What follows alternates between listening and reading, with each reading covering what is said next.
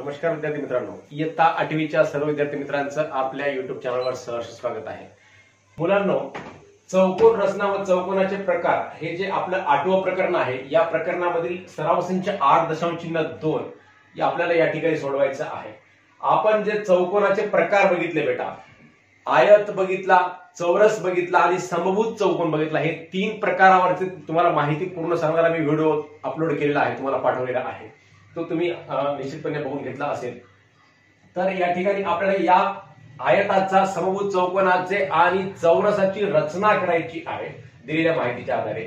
आपणास माहित आहे चौकोन काढण्यासाठी 10 बाबीपैकी 5 बाबी तरी आवश्यक असतात। 10 बाबी म्हणजे कोणत्या? चौकोनाच्या 4 बाजू, चौकोनाचे 4 कोन आणि चौकोनाचे 2 कर्ण, म्हणजे 4 आणि 4 8, 8 आणि 2 10, अशा एकूण 10 बाबीपैकी कमीत कमी आपणास 5 बाबी माहित असणं आवश्यक असते। मग इथं आपल्याला लेंथ ऑफ AB 6 सेंटीमीटर आणि लेंथ ऑफ BC 4.5 सेंटीमीटर, दोनच बाबी सांगितल्या बाबा। 2 बाबीच्या आधारे आपण पूर्ण हा आयत कसा काढायचा? तर आयताचा जो गुणधर्म असतो की आयताच्या समोरासमोरील बाजू समान लांबीच्या असतात आणि आयताचा प्रत्येक कोन काटकोन असतो, या गुणधर्माच्या आधारे आपण आयत काढू शकतो। आणि या ठिकाणी आपल्याला चौरस काढायचा आहे। चौरसाची एकच बाजू सांगितली, परंतु चौरसाची प्रत्येक बाजू समान लांबीची असते, प्रत्येक बाजू एकरूप असते, हा गुणधर्म आपणास माहित आहे। म्हणजे एक बाजू दिली म्हणजे 4 बाजू दिलेल्या आहेत आणि आयत चौरसाचा सुद्धा प्रत्येक कोन काटकोन असतो, हे आपणास माहित आहे। म्हणजेच 4 कोन सुद्धा दिले बेटा, म्हणजेच 8 बाजू 8 गोष्टी या ठिकाणी सांगितलेल्या आहेत। म्हणजेच या गुणधर्माच्या आधारे आपल्याला या ठिकाणी आयत, चौरस आणि समभुज चौकोन काढायचा आहे बेटा। तर आपण हे प्रश्न सोडवण्याचा या ठिकाणी प्रयत्न करूया। तर यामधला प्रश्न पहिला सांगितलाय, लेंथ ऑफ AB बरोबर आहे 6 सेमी आणि लेंथ ऑफ BC बरोबर आहे 4.5 सेमी, असा आयत ABCD काढा। अगोदर 6 सेंटीमीटरचा आपल्याला लेंथ ऑफ AB काढायचा बेटा। तुमच्या स्केलने तुमच्या वहीवर 6 सेंटीमीटर घ्यायचं बेटा आणि 6 सेंटीमीटर घेऊन आयत काढायचा। आणि लेंथ ऑफ BC म्हणजेच या AB ला लागून असलेला रेषाखंड किती सांगितला बेटा? 4.5 सेमी सांगितलेला आहे। आणि मग 4.5 सेमी कोणीकडे काढायचा बाबा? इकडे काढायचा, इकडे काढायचा, कुठं काढायचा? तर हा B कोन कसा असतो, म्हणजे प्रत्येक कोन कसा असतो? आयताचा 90 अंशाचा असतो। मग या ठिकाणी आपण काय करायचं? 90 अंशाचा कोन काढून घ्यायचा बेटा अगोदर। हे 90 अंशाच्या ठिकाणी आपण एक बिंदू स्थापित केला आणि या बिंदूला आणि बी बिंदूला जोडून घेतलं बेटा।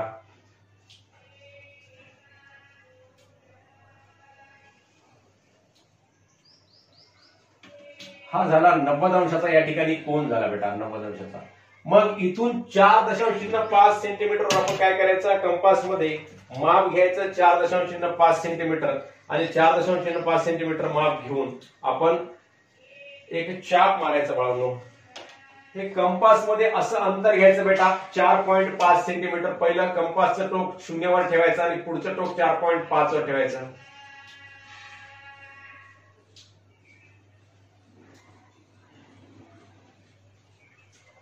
तर अशा प्रकारे मी या ठिकाणी 4.5 सेंटीमीटर माप घेतलेलं आहे आणि बी बिंदूवर कंपासचं टोक ठेवून इथं 4.5 सेंटीमीटर ज्या ठिकाणी पेन्सिलचं टोक येईल, इथं माझ्या पेनचं टोक येईल, त्या ठिकाणी मी असा चाप मारेल बेटा। मग आता हा मारलेला चाप आपणास काय करायचं आहे? मारलेल्या चापला इकडं सुद्धा एक 90 अंशाचा कोन काढून घेऊ शकतो, किंवा मग या A बिंदूवरून सुद्धा एक 90 अंशाचा कोन आपण काढून घेऊ शकतो बेटा। कारण आयताचे सर्व कोन कसे असतात? काटकोन असतात, हे आपणास माहिती आहे। मग इथे सुद्धा आपण काय करायचं? एक 90 अंशाचा कोन काढून घ्यायचा, कोन A।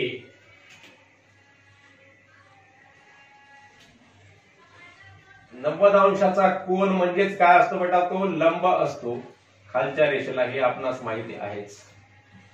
मग याचं सुद्धा आपण इथं 90 अंश काढलेला आहे। इथं माप लिहिलं 6.0 सेमी म्हणजेच 6 सेमी, असं आपण याला म्हणू शकतो। मग आता इथून 4.5 सेमीचा चाप मारला, इकडं सुद्धा 4.5 सेमीचा आपण काय करायचं बेटा? चाप मारून घ्यायचा। तेवढंच अंतर ठेवायचं आपल्या कंपास मध्ये।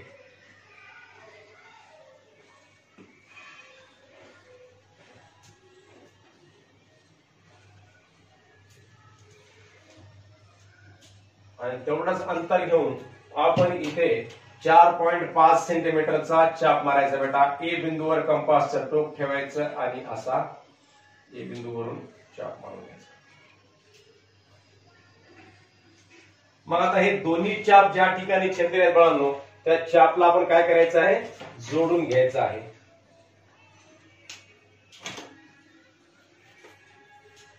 हे दोन्ही चाप ज्या ठिकाणी छेदलेले आहेत त्या दोन्ही चापला आपण काय करायचं बेटा, जोडून घ्यायचं.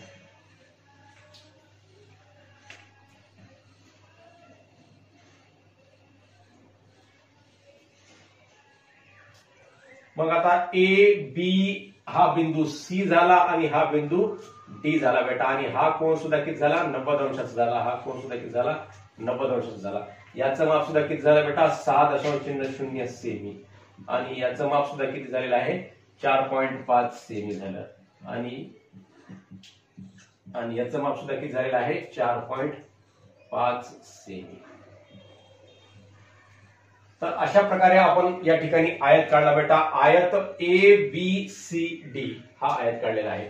बाजू 5.2 सेमी असलेला चौरस WX बाहेर काढा. आता चौरस काढायचा आपल्याला, 5.2 सेंटीमीटर स्केलवर माप घ्यायचं बेटा.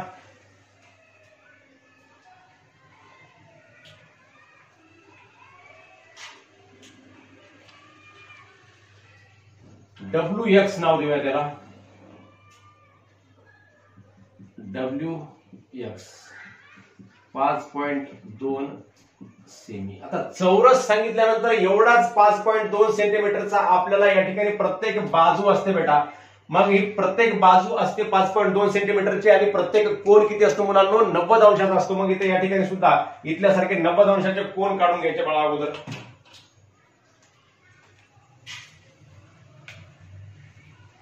डब्ल्यू बिंदूवर कंपास कोनमापकाचा मध्यबिंदू ठेवायचा, आणि कोनमापकाची तळरेघ आपल्या रेघेच्या बरोबर वर ठेवायची, आणि या ठिकाणी 90 अंशावर आपण काय करायचं बेटा, बिंदू स्थापित करायचा काय 90 अंशावर, आणि याला जोडून घ्यायचं. या बिंदूला आणि डब्ल्यू या बिंदूला जोडून घ्यायचं बेटा.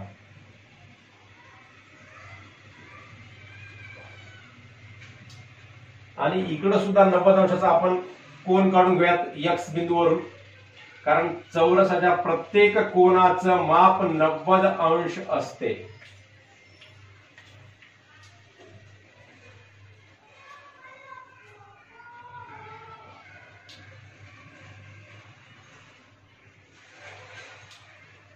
आता काय करायचं मुलांनो, WX 5.2 सेंटीमीटर सांगितलेलं आहे. आता प्रत्येक बाजू 5.2 सेंटीमीटरची काढण्यासाठी आपण काय करायचं, या कंपास मध्ये 5.2 सेंटीमीटर अंतर घ्यायचं बेटा. स्केलवर कंपास ठेवायचा आणि 5.2 सेंटीमीटर अंतर घ्यायचं. हे अंतर घेतलेली 5.2. मग या बाजूला 5.2 सेंटीमीटरवर चाप मारला असा,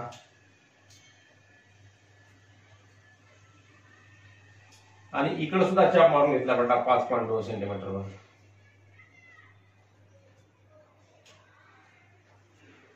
तर हे दोन्ही चाप ज्या ठिकाणी, हा चाप या किरणाला ज्या ठिकाणी छेदलेला आहे त्या बिंदूला आणि पुढच्या किरणाच्या बिंदूला जोडून घ्यायचं बेटा.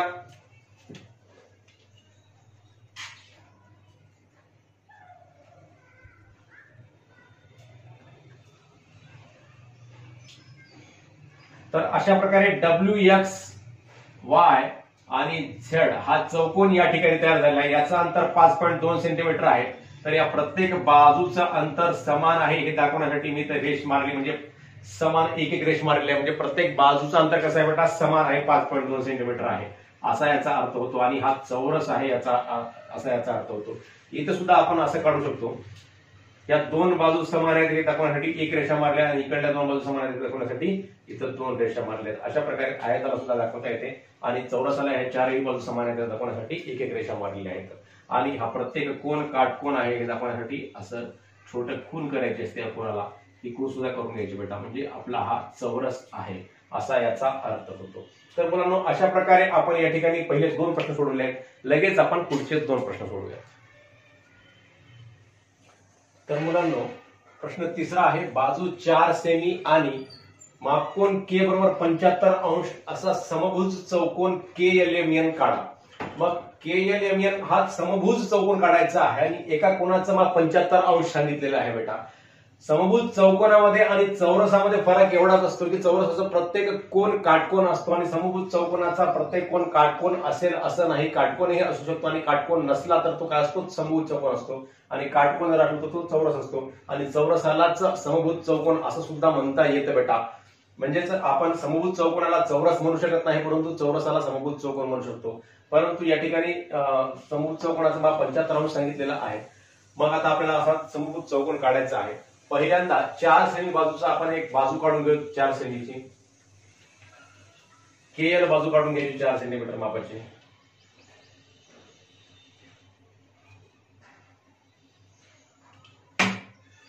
त्याला नाव देऊयात बेटा K आणि L आणि याचं माप लिहूयात 4 सेमी. आता मग आपल्याला K किती मापात सांगितलं बेटा, माप कोन K 75 अंश सांगितलं. मग आपण कोन मापक ठेवायचा K बिंदूवर आणि K बिंदूवर बरोबर कोन मापक ठेवून आपल्या कोन मापकाची तळरेघ आपल्या रेषेवर आली पाहिजे तंतोतंत. मग आता या ठिकाणी ज्या रेषेच्या वर आपली तळरेघ आली आहे तिथून शून्यापासून मोजायला सुरुवात करायची. 0, 10, 20, 30, 40, 50, 60, 70 आणि 70च्या पुढे 5वी छोटी रेष म्हणजे 75ला एक बिंदू स्थापित करायचा आणि या बिंदूला आणि आपल्या K बिंदूला जोडून घ्यायचं बेटा एका किरणाद्वारे.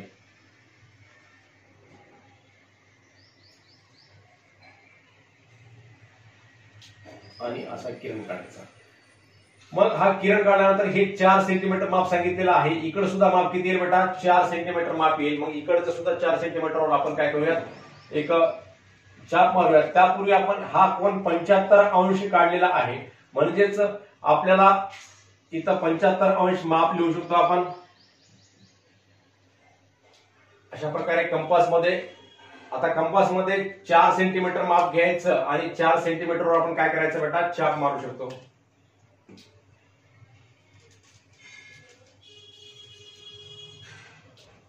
हे 4 सेंटीमीटर अंतर घेतलेलं आहे आणि इथं 4 सेंटीमीटरवर आपण काय करायचं बेटा, चाप मारायचा.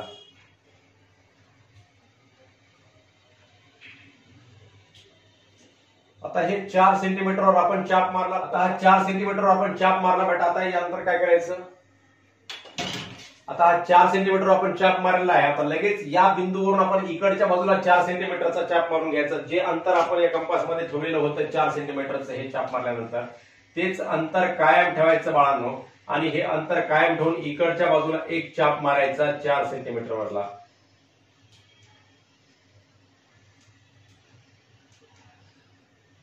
आणि याचं अंतर सुद्धा किती आहे बेटा, 4 सेंटीमीटर आहे. आणि या बिंदूवरून सुद्धा अंतर किती येईल, 4 सेंटीमीटर येईल. मग L बिंदूवर आपण कंपास ठेवायचं आणि दुसरा या वरच्या चापला छेदणारा एक चाप मारून घ्यायचा. तर ज्या ठिकाणी दोन्ही चाप परस्परांना छेदलेले आहेत त्या बिंदूला आणि आपण या L बिंदूला जोडून घेऊ शकतो बेटा एका किरणाद्वारे, किंवा आपण एक रेषाखंड काढून सुद्धा जोडून घेऊ शकतो. आणि या 2 बिंदूंना सुद्धा जोडून घ्यायचं बेटा. याचं अंतर सुद्धा किती आहे, 4 सेंटीमीटरच आहे.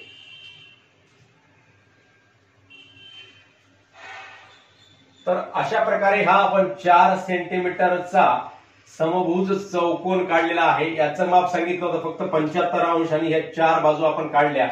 मग त्या आता याचं माप 75 अंश. समभुज चौकोनाचे सम्मुख कोन एकरूप असतात. म्हणजे या कोनाचं माप सुद्धा किती आहे बेटा, 75 अंश आहे.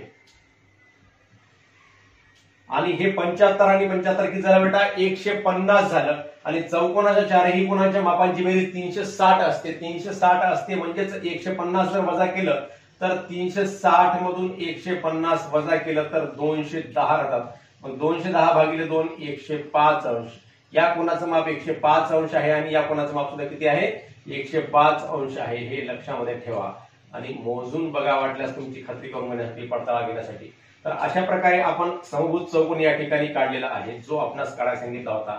आणि याला नाव द्यायचं आहे आपल्याला KL, M आणि N. या ठिकाणी M नाव देऊयात आणि या ठिकाणी N नाव देऊयात. म्हणजे KL, M, N हा चौकोन आपला या ठिकाणी तयार झालेला आहे.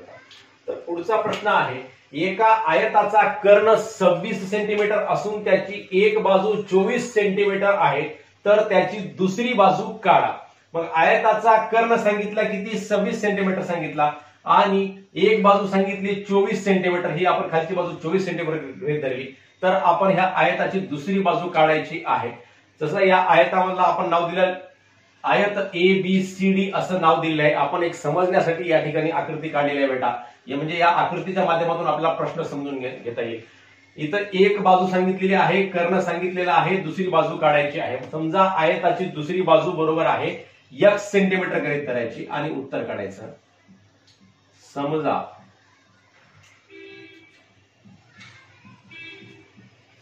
आयताची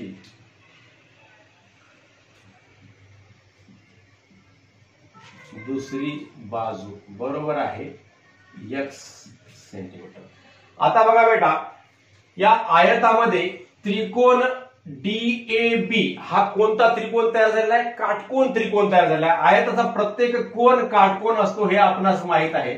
मग या प्रत्येक काटकोनापैकी हा DAB आपण का विचारात घेतला? कारण DBचं माप सांगितलेलं आहे 26 सेंटीमीटर आणि ABचं माप सांगितलेलं आहे 24 सेंटीमीटर. हा काय आहे? कर्ण आहे आणि ही एक बाजू आहे, तर दुसरी बाजू काढायची आहे. मग त्रिकोण DAB हा काटकोन त्रिकोण आहे हे लिहूया. DAB हा काटकोन त्रिकोण आहे.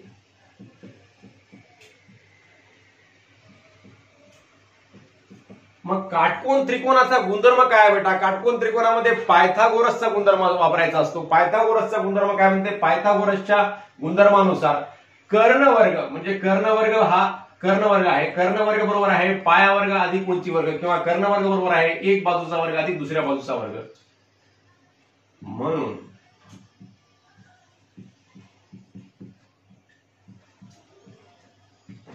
पायथागोरसच्या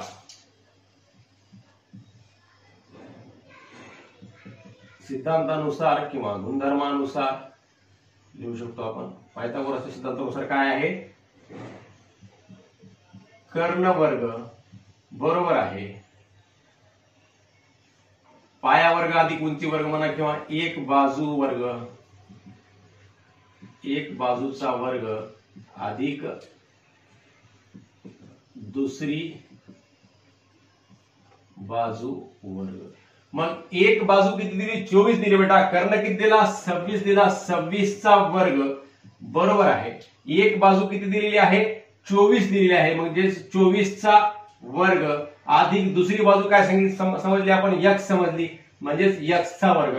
मग 26चा वर्ग किती होतो बाळांनो? 26चा वर्ग होतो 676.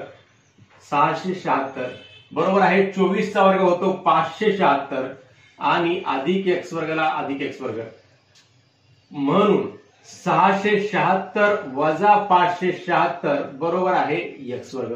मग 676 मधून 576 गेले बेटा, किती राहिले? मग 100 राहिले. 100 बरोबर आहे x वर्ग. आपण या दोन्ही बाजूची अदलाबदल करून घेऊयात. x वर्गला अलीकडे लिहूत आणि 100ला पलीकडे लिहूयात. म्हणून मग आता आपण x वर्गचं या दोन्ही बाजूचं वर्गमूळ काढायचं. वर्गमूळ x वर्गचं वर्गमूळ काय निघते? x निघते बेटा आणि 100चं वर्गमूळ निघते 10. म्हणून x बरोबर आहे 10.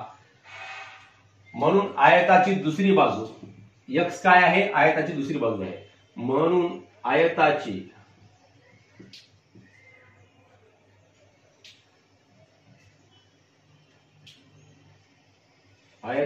दुसरी बाजू बरोबर आहे 10 सेंटीमीटर. तर अशा प्रकारे आपण हे अतिशय सोपं उदाहरण सोडू शकतो. फक्त समजून घ्यायचं आपल्याला काय दिले आणि काय काढायचं आहे.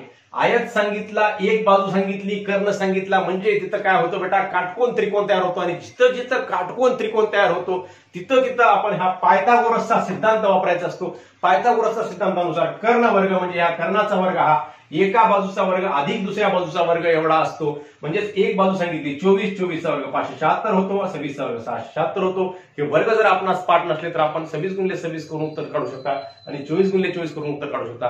परंतु तुम्हा सर्व विद्यार्थी मित्रांना कमीत कमी 30 पर्यंत वर्ग पाठ असणं आवश्यक असते.